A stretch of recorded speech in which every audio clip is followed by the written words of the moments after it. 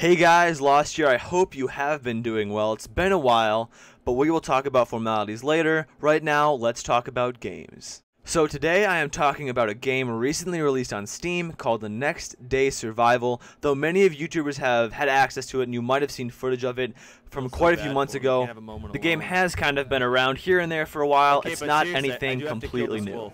For those of you who don't know, Next Day Survival is a post-apocalyptic multiplayer survival game with some cool RPG elements in it as well. The game is currently in beta and it is on early access on Steam. It is very cheap, only about $7 or $8 if you want to pick it up right now. Now, of course, when I heard early access, the first thing that came to mind was, oh, this is probably just another alpha game that's another money grab. The developers are going to promise a lot and it will fade out of existence a few months later.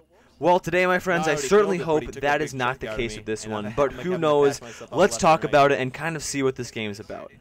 So first off, I've put a couple of hours into the game. I'm not really one that needs to be stimulated by the game within the first 5 minutes to instantly think it's good. You know, I do want to put some time into it and really see what it's all about. And overall, I have a very positive review of this game so far. So like I said, this is a survival game that is its main focus, though there are some neat RPG elements in it that you don't always see in a lot of different survival games. This game has skills that will progress as you play through the game, both talking to NPCs, interacting with other players, and doing missions, quests around the environment. You will slowly upgrade your character as you play.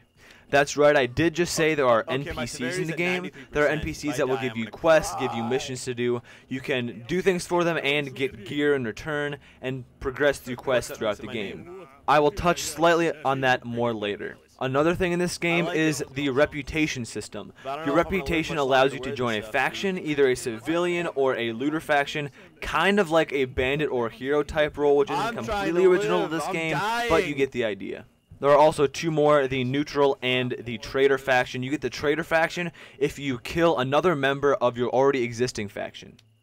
Continuing on with the whole faction thing is that every faction has its own base around the map, including a neutral territory which anybody can go into. A cool aspect about the whole faction base thing is that enemy players can raid each other's faction bases at any time. So the only truly safe place is the neutral zone camp.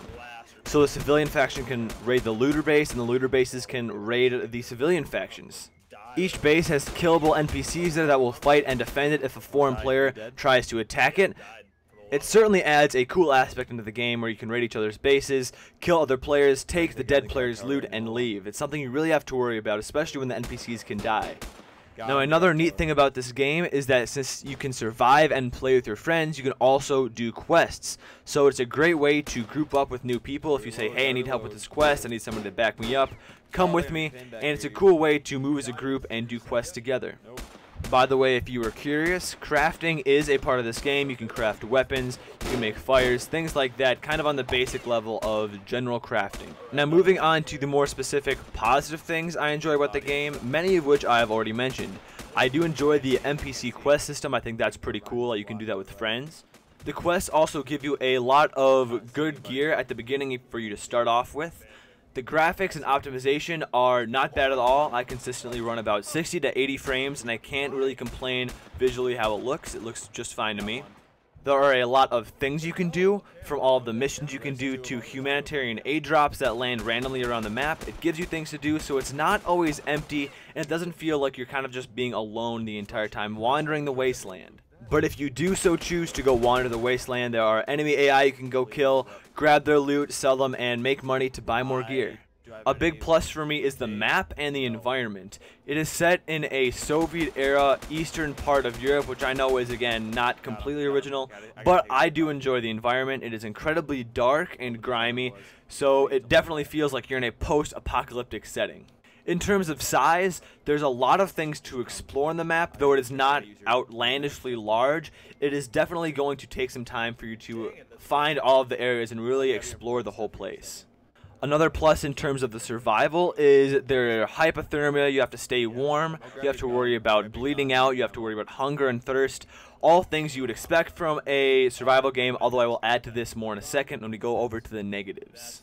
Another plus is that there are workable cars, though if you do want to find a car, usually you'll have to fix it up with a toolkit, or you'll have to find certain parts that they most likely won't have, and then you can use it. But otherwise, there are vehicles, which is great. So on that note, moving on to some of the possible negative aspects of the game, which luckily are not that many that I've seen so far. The game at some points can be quite challenging. The environment can be pretty ruthless. Personally, I definitely had some times in the game that were very challenging, both dealing with animals I had to fight against or trying to get from point A to point B while surviving, dealing with the environment and other players trying to kill you, which is a thing you have to worry about. Also, the sickness, hunger, and the cold will kill you off pretty quick if you don't have that under control, which again might be a positive since it's a survival game, though I think it could be toned back just a little bit because it is pretty ruthless. Overall, I'd say it does not hold your hand through the game necessarily, which does add to the challenge of it, though I would rather have it open for me to explore by myself than it just trying to tell me everything at once at the beginning and kind of overwhelming me personally. As far as I know, so far in the game, there's no type of base building, though there are individual faction camps around the map, which you can store items in, you can talk to other players and get quests from. So it's not a huge thing that you are lacking in the game, though I think it would be pretty cool if they did add that at some point. In the future, though, they do plan on adding new maps, updating the graphics slightly, increasing the loot, and adding new loot. If you are more curious about their future plans, there's going to be a link in the description to their website where they have a question and answer type thing where you can kind of read what they have to say about later in the game and their plans for it. So this first video back has not been super long. I want to thank you guys for watching. I'm going to keep playing this game and see what more it has to offer.